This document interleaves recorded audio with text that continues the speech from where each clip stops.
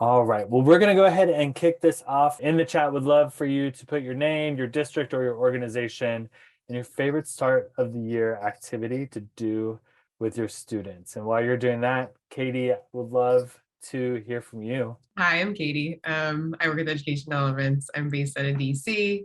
My favorite thing to do with students was this, not that protocol. I don't know if you've ever played that game of like you had to pick between this or the other thing. And it was just helpful. You find out a lot of like small information about your kids, and I love to hear about just like the things that they like, the things that they hate. It makes it easier to make jokes about it or reference it later on in the year. It was always a fun thing to see what people are bringing. Love Jason, that. what was yours?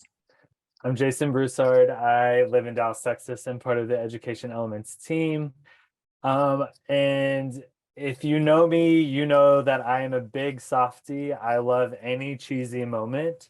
And I've been known to cry a time or two. So I really love the write a letter to yourself on the very last day of school and putting them in a drawer, saving them, and then getting them out and giving them back to students and kind of just seeing their faces kind of light up to see where they thought they were going to be, where they landed, and it just brings me all the feels. So we're going to continue to talk about kind of what it's like to set up with success right from the start, especially as you think about personalizing the experience for your students.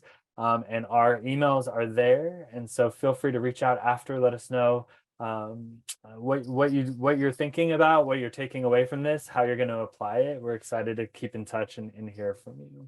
For those of you who are joining us, maybe it's because you've read a blog or you've gotten an email from us but aren't quite sure what we do, who we are, and how we talk about personalized learning. Want to just do a quick overview of what that is. Coming out of the pandemic, like many educators across the country, we really took a step back and reevaluated how we talked about personalized learning, what we wanted to be true for students and their learning experience, and also the supports that are there, not only for the students who matter most, but also for educators who are putting so much time and energy into creating a really safe space. And so we're really proud of the way that we um, have evolved and really started to think about the ways in which we think about the core four elements, the things that we know to be true when personalizing the experience, and also those nurturing learning environments that are so important to foster that. So when we think about student ownership, that's really the goal. And then we have the core four focus areas that support that: reflection and goal setting, flexible path and pace, collaboration and creativity, and target and instruction. And while those things are still so important and really crucial, none of that matters if there's not a nurturing learning environment. And so really want to kind of break that down and talk a little bit about what we mean by that. When we think about nurturing learning environments, and thinking about that in the work, we know that that really is around having strong relationships, building self-awareness and social awareness that creates the conditions for really personalized learning to impact students so that they not only see themselves and see all of the strengths and all of the awesome things that they bring to the table, but they're also really clear about their areas of opportunity where they really need to lean in and consider growing and developing skills.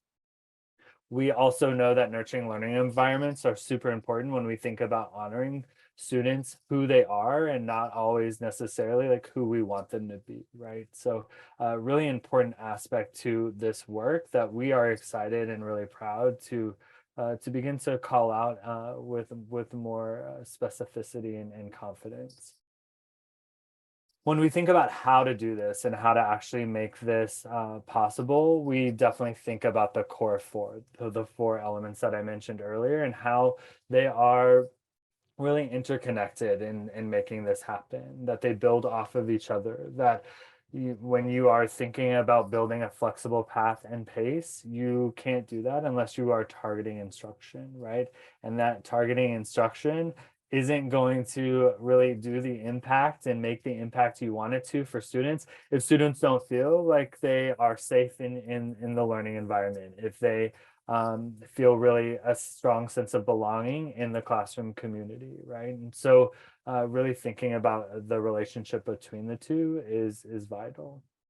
Today, we're going to kind of break down and focus really more on the nurturing learning environment side of this, and thinking about how does space and environment impact personalized learning and those core 4 elements. How does relationships and really thinking about the ways in which we co-create norms and values with students help foster this experience that we know all of you are really working hard to create, to support those teachers who are creating, and to ensure that students feel safe. So we're going to start by talking about space and environment. And the driving question here is how might we ensure physical space and materials are supportive of personalized instruction? Speaking of space and environment, something else that I get to do today is facilitate this webinar from my home. And my dog has been on good behavior all day until we logged on here. So if you hear little cries, I swear she's fine. And it's not a child, it's just my puppy trying to get in the room. So apologies in advance in case you have to hear about that. So back to space and environment that we set up in our classroom. What I'm going to share is from a book called The Space, who's by Dr. Robert Dillon. He created kind of a playbook for educators. And I love this quote of every time a human being comes into a space, they visually process the entire room. But sometimes by the time we actually ask students to intellectually engage, they're visually exhausted. So if you are like me, when you were setting up your classroom, the first thing I would think about is what are all the things I need in here? Like, what are all the things I need to put in this room to make it workable and livable for kids? And instead, he pushes in this book to think about what are some of the things that you might actually consider removing to make it more conducive to work, less visually overwhelming. And I love that question of what do you actually need? And the rule that he applies that I'll push to y'all today is to think about the same way that a lot of us think about our wardrobe. If you're like, I haven't worn this in X amount of months, it's got to go, to treat your classroom the same way. So if I haven't referenced this poster, if I haven't used these materials, why are they here? They're just taking up space. So while some things might be visually appealing, if they're not supportive of learning, the push here is to consider removing them to create a more calming environment for kids. If you're also like me and you love stuff, this will be really hard. So his suggestion is to start small. So it doesn't mean take everything out of your classroom, but instead to just become more aware of it. And when you notice that you're not using certain things, begin to remove them. So by no means am I telling you to empty out your classrooms, but just start to pay attention to what are you using and what is helpful. The next thing, also from this same book, is to consider classroom design. Talks a little bit about color and light. The idea here is to have a color theme. I'm not telling you have to become an interior designer, but in the sake of not visually overwhelming kids, kids actually really do notice when there is a coherence and calm within a space. And so the suggestion is to have 1 or 2 bright colors and then base colors. I pulled some color palettes for inspo if you're still looking, but pay attention so your classroom doesn't end up looking like a hodgepodge or a box of crayons, and instead try to, identify some core colors that you have already. So I love this point of you don't have to go out and buy all new materials that are fit within one color palette. You probably already naturally have one. So again, just paying attention. And then as you add things or subtract them, consider if they fall into the color scheme that you have here. The other thing that I really appreciated about this, the call out in it was an article that is tangential to the book, The Space, but they talk about your bulletin boards don't have to be a work of art and to lean into the all natural of the spaces that you have. So sometimes doing less is more, which I really appreciated.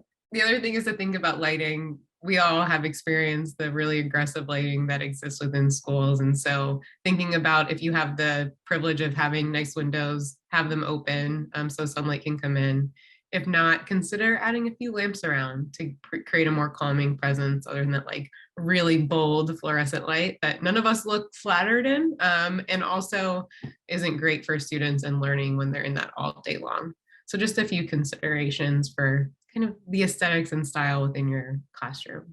But to this point, design is not just what it looks and feels like, it's also how it works. This is a Steve Jobs quote, who is has become the pinnacle of design, I would say, as he designed a lot of the things that we use on our daily basis. And so, how are we thinking about the functionality of our room and not just how it looks and feels? A resource that Jason and I both love that I'm excited to bring to y'all is this idea from School Retool. And it's a big idea of defronting the classroom. And so, in a traditional space, usually we have where the teacher sits, their desk, in a board. The idea is to think about not having a front of your classroom.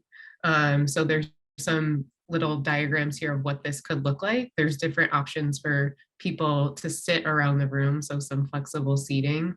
And there is no front space where everyone is oriented to. So there's a few ideas for how to get started. Again, these things don't happen overnight. I'm not saying that you should go in and take down the whiteboard or move your smartboard around your room. I know that those things still exist. So you might consider moving your teacher's desk or removing it altogether. So moving it so it's not in the front of the room, but maybe to the side.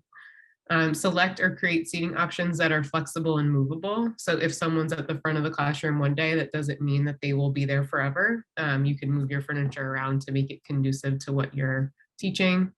And then this will be a theme throughout today, but ask your students, how would they like to design the classroom? I know not grade appropriate for all levels, but I feel like upper elementary, middle, and high school could all have some input in the way the classroom is designed.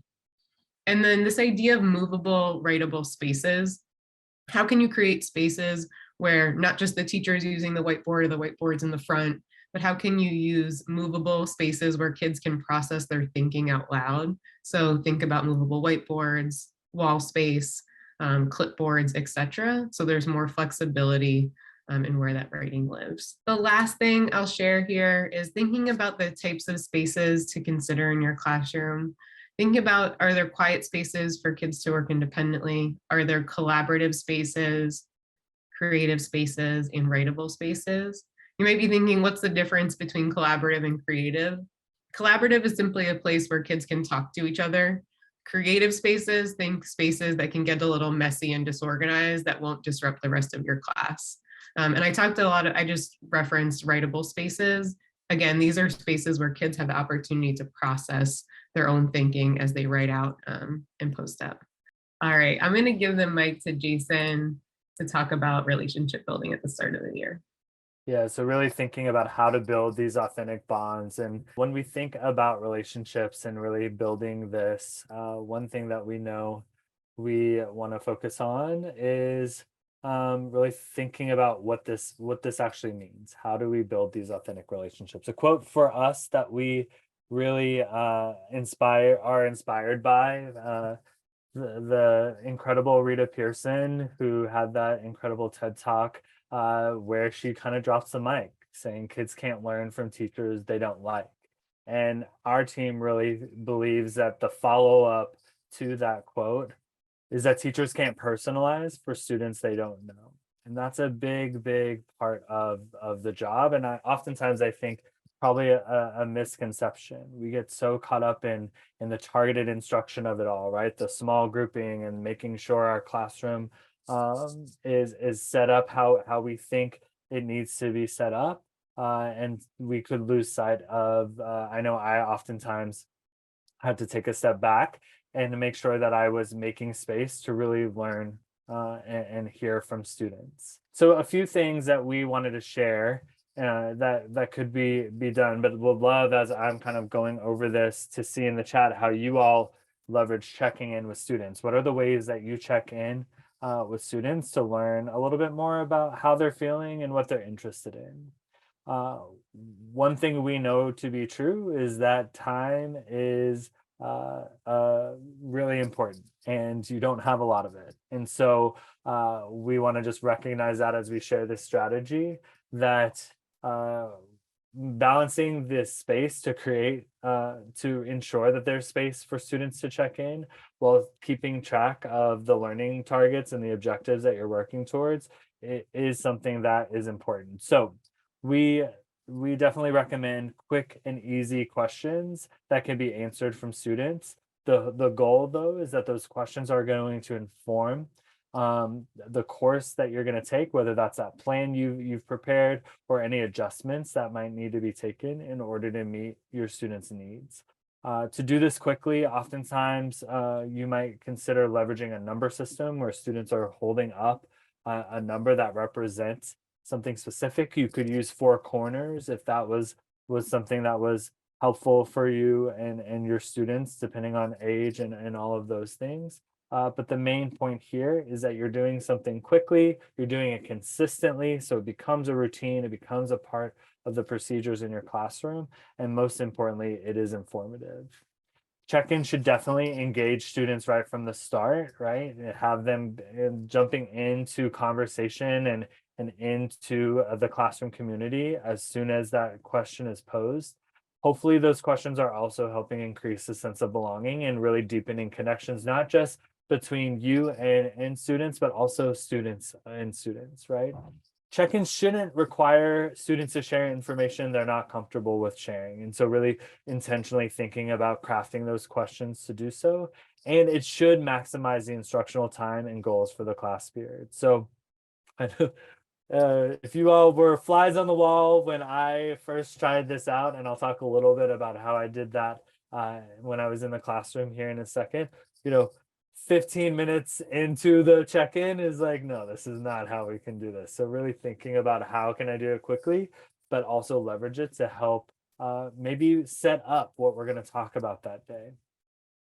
Two strategies I wanted to share from my classroom. One was the daily check-in. So I had this poster hung up in my classroom, and underneath this poster it said, "Are you a 1 to 5 or 2 thumbs up?" And so when the class got started, we'd go over our learning targets for that day, and I would simply ask, "Let's check in. Everyone on a scale of 1 to 5 or 2 thumbs up, how are you feeling right in this moment?" So one was, and I can't, all the way up to I literally can't even. And then also you had folks who were checking in with 2 thumbs up. And then the spiel would go, if you are 2 thumbs up, that's awesome. Keep that energy up and recognize that not everyone might be 2 thumbs up today. So really help support the your friends around you. If you are a 1 through a 5, make sure that you are really being mindful of how that might be impacting you and the way you're interacting with folks. And if you need to step out at any time, let me know and we can find a time during class that makes sense to just connect. And so just really quick, I got to see around the room. If for whatever reason there were a lot of 3s, 4s, 5s, that definitely made me kind of consider, do we need to take a step back and have a community circle? If I saw Katie checking in as a 5, and Katie and I have had a little bit of tension over the past couple class periods, that just signaled to me, all right, I'm going to be really mindful of how I'm going to adjust my interactions with Katie. So I'm not just adding to this, right? And so it was just a really helpful way to daily assess where kids were. And then one of my favorite things to do in the classroom was a weekly check-in. We did it every Friday, GAAC. So it was really around growing, appreciating, apologizing, celebrating, and connecting. So you see the questions there. I'd have students kind of think before we got into a circle, writing down their responses to all of those. Maybe sometimes, especially 11th graders, they don't always have people they need to apologize for. I get that, but still gave them space to think through all of those questions. We'd circle up as a class community, and then I would just ask that they share one of their responses and let them choose that. We'd go in a circle and share it out. So a great way to do that. Did they kind of give silly answers in the beginning or like feel like this was a waste of time? Absolutely.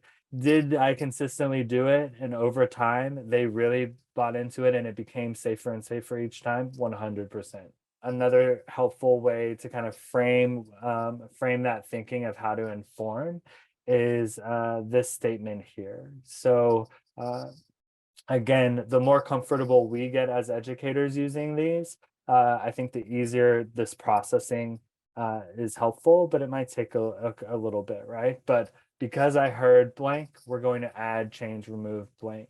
What's super important about this, and Katie was really pushing my thinking here and reminding me of how important this is saying it out loud, right? Don't just hold it in your head, but really name it for students. I hear you. This is what I'm hearing from you. And this is how I'm going to adjust, right? So a lot of times we're really good at asking students questions for feedback, but it doesn't matter if we're not showing them that we're listening, right? If we're not making sure that they can make the connections for how what they shared impacted this experience. Awesome. All right, Katie, I'm going to pass it to you. I'm going to check out these check-ins here. Yeah, we have a lot of good ideas in the chat. Post-it notes, electronic forms. We love a good Netflix character check-in. Kids love the relevancy. Thumbs up, wrist, thumbs down. Deborah with a daily community circle. I love the idea. I recently went to a training where we talked about the power of having people sit together without something in the middle. So like not having students sit around a desk, even adults, not having a physical barrier between you can go a long way. That made me think about that community circle idea. Oh, I love the stack solo cups. So you can see, that's a really helpful visual. Yeah.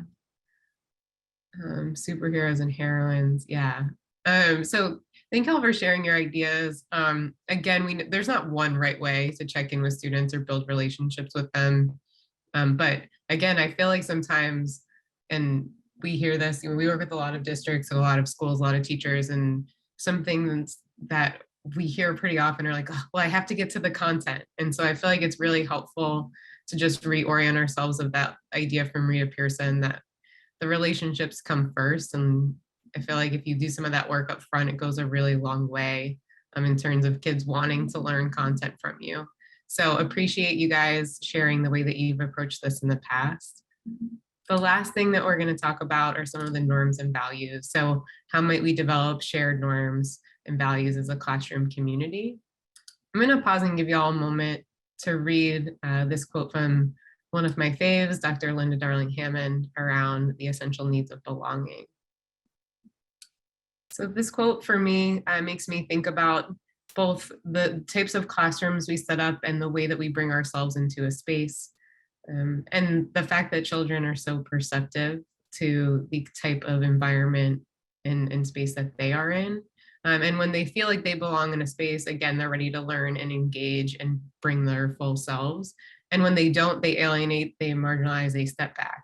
And so part of this conversation is going to be around one way.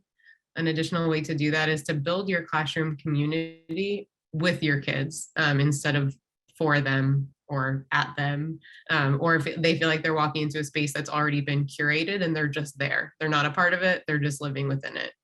And so one way to do that is to create your norms and values together. A way that I used to, I wish I put my cute little face like Jason did, but the way that I used to do this in my own classroom was to brainstorm, have kids talk about what does your ideal learning community look and sound like? And you might hear things like it's fun, it's collaborative, it's creative, we get to make stuff, we have a good time, but then get specific. What does it mean to be collaborative? How does that look and feel? And then revisit these often. So I feel like the kind of leg up it gives you to have kids define this is that when they are not adhering to the norms that they set for themselves, it's not like, well, I said XYZ and you're not doing it. It's more of like you said and we said that collaboration was important to us. And what that means is that we treat each other with kindness and respect and we listen. And I'm not seeing you adhere to the norm that we set as a team. And so it feels different for kids to feel like this is a rule that you didn't follow. Versus this is a standard we set for ourselves. I also feel like in the way that we've been talking about this is you probably came to this webinar, I'm like, man, I thought we were going to talk about personalizing learning.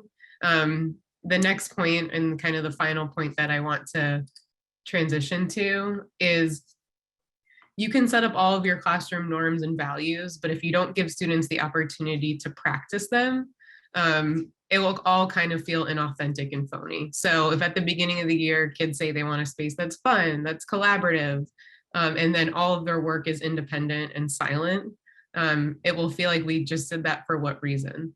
So I feel like the main takeaway here is there's some structures that need to be set up around nurturing learning environments to start. And then really the core four, reflection, goal setting, targeted instruction, collaboration, creativity, flexible path and pace, all reinforce what you've already set up. So as you think about creating your classroom or adjusting some small things within there, know that trying out the core four isn't always going to go super smoothly at first. So, for example, kids say they care about collaboration, you give them an at bat for collaboration. Please don't expect that they're going to get it right on the first try.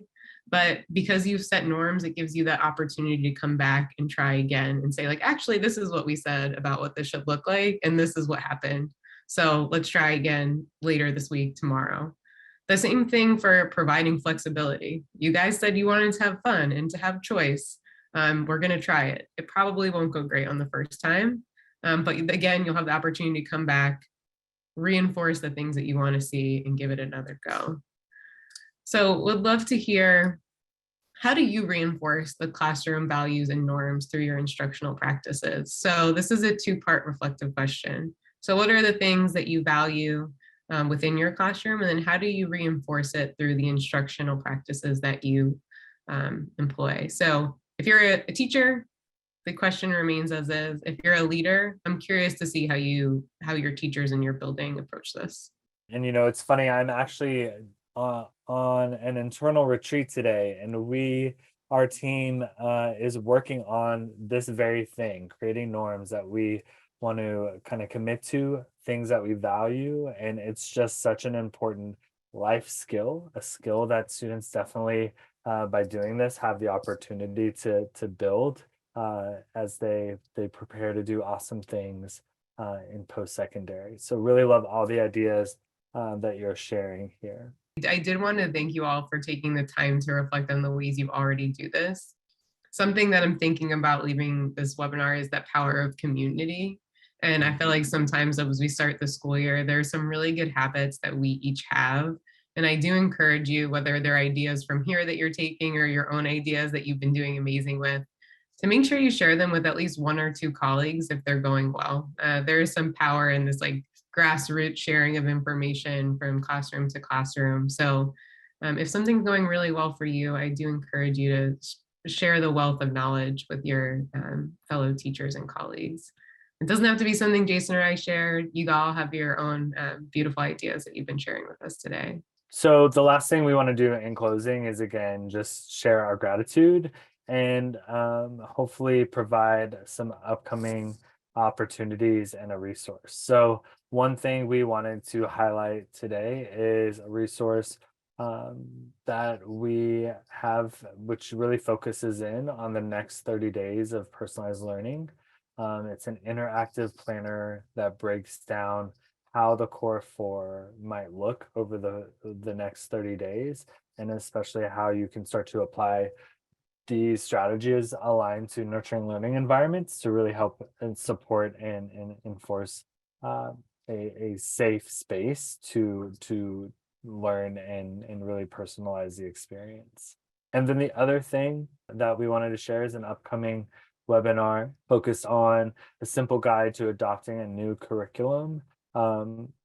Yours truly, Katie and Jason, won't be leading this, but we're sure that the jokes and all of that will be just as good. It's on September 20th, 11 a.m. Pacific, 2 p.m. Eastern. Again, I did want to just say thank you for your time today. Thanks, everyone.